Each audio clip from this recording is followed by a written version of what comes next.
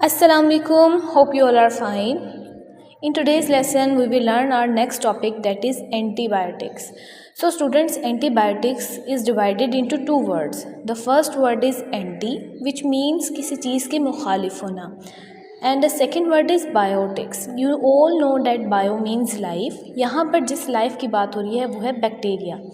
सो antibiotics basically वो medicine होती हैं जो बैक्टीरिया को या तो किल कर देती हैं या फिर उनकी ग्रोथ को स्टॉप कर देती हैं ताकि वो मज़ीद इन्फेक्शन को ना फैला सकें. If you want to define what is meant by antibiotics, you can easily translate it into this.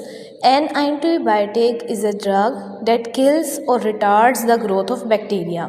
एक एंटीबायोटिक वो ड्रग होती है जो बैक्टीरिया को या तो किल कर देती है या फिर उसकी ग्रोथ को स्टॉप कर देती है. ये वो केमिकल्स होते हैं जो हम बनाते हैं या फिर हासिल करते हैं इन्हीं माइक्रो ऑर्गेनिज्म से जिनमें हमारे पास बैक्टीरिया या फंजाई आती हैं. Antibiotics most frequently prescribe medicine में आती है. बहुत सारी डिजीज़ के अंदर हम एंटीबायोटिक्स को प्रेस्क्राइब करते हैं. एंटीबायोटिक्स को उनकी यूजेस के बेस पर कि हम कौन से इन्फेक्शन में कितनी दफ़ा एक ही एंटीबायोटिक को इस्तेमाल कर सकते हैं उसकी बेस पर हमने इसको दो टाइप्स में डिवाइड किया. वो एंटीबायोटिक्स जो बहुत सारे डिजीज़ के दौरान एक ही एंटीबायोटिक का इस्तेमाल हो रहा है उसको हम ब्रॉड स्पेक्ट्रम एंटीबायोटिक कहते हैं. यानी वो ज़्यादा रेंज ऑफ इन्फेक्शन में हम एक ही एंटीबायोटिक को इस्तेमाल कर रहे हैं. The second one is narrow spectrum antibiotic. These are those antibiotics जो हम लोग सिर्फ़ और सिर्फ कुछ स्पेसिफिक इन्फेक्शन में ही इस्तेमाल कर सकें, उनको आप नैरो स्पेक्ट्रम एंटीबायोटिक कहते हैं. एक्सपायर्ड ड्रग्स जो होती हैं उनमें कुछ ऐसे केमिकल्स होते हैं जो कुछ वक्त गुजरने के बाद अपनी शक्ल बदल लेते हैं या अपनी फ़िज़िकल या केमिकल प्रॉपर्टीज़ बदल लेते हैं.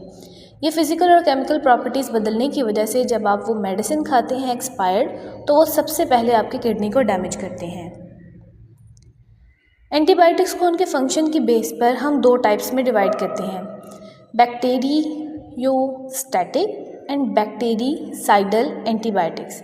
बैक्टीरियोस्टैटिक के नीचे अगर आप लोग बैक्टीरियाज देखें तो आप लोग समझ सकते हो पिक्चर के डिस्क्रिप्शन से कि ये वो बैक्टीरियोस्टैटिक एंटीबायोटिक्स हैं जो बैक्टीरिया को स्टॉप कर देते हैं, स्टैटिक रखते हैं, उनकी रिप्रोडक्शन को स्टॉप कर देते हैं ताकि वो मज़ीद इन्फेक्शन को ना फैलाएं. जबकि बैक्टीरिसाइडल वो एंटीबायोटिक्स होती हैं जिनके नीचे आपको पिक्चर डिस्क्रिप्शन में क्लियरली नज़र आ रहा है कि तमाम के तमाम बैक्टीरियाज जो हैं वो किल हो चुके हैं. बेसिकली आप इनके नाम से इनको याद रख सकते हैं. बैक्टीरियोस्टैटिक में स्टैटिक वर्ड का मतलब होता है रोकना या रुक जाना, जबकि बैक्टीरिसाइडल में साइडल वर्ड का मतलब होता है किल. सो बैक्टीरिसाइडल एंटीबायोटिक्स बैक्टीरिया को कम्प्लीटली किल कर देते हैं, जबकि बैक्टीरियोस्टैटिक एंटीबायोटिक्स बैक्टीरिया की ग्रोथ को स्टॉप कर देते हैं ताकि वो मज़ीद रिप्रोड्यूस ना करें और इन्फेक्शन मज़ीद ना फैले.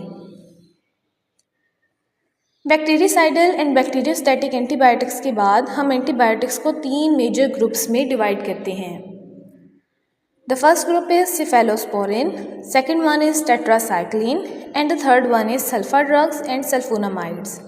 Let's discuss one by one. The first one is cephalosporin. Cephalosporin वो एंटीबायोटिक्स होती हैं जो बैक्टीरियल सेल वॉल की सिंथेसिस में रुकावट पैदा करती हैं. जब बैक्टीरिया अपनी सेल वॉल को बना नहीं पाता, इसकी वजह से बैक्टीरिया जो है वो सही तरीके से ग्रो नहीं करता और वो किल हो जाता है. सिफेलोस्पोरिन्स को इस्तेमाल किया जाता है निमोनिया में, सोर थ्रोट में, ब्रोंकाइटिस के दौरान में. यानी ये एक वक्त में एक जो मेडिसिन है वो तमाम रेस्पिरेटरी इन्फेक्शन में इस्तेमाल हो रही है. The second type is tetracycline. Tetracycline broad spectrum bacteriostatic antibiotics हैं. यानी ये वो एंटीबायोटिक्स हैं जो बैक्टीरिया की ग्रोथ को स्टॉप कर देते हैं. इस पर्पस के लिए ये बैक्टीरियल प्रोटीन बनने की जो प्रॉपर्टीज़ होती हैं उसको रोक देती है, इनहिबिट कर देती है बैक्टीरियल प्रोटीन सिंथेसिस को. टेट्रासाइक्लिन इन्फेक्शंस में यूज़ होती है. उनमें है respiratory tract infection, urinary tract infection and intestinal infection.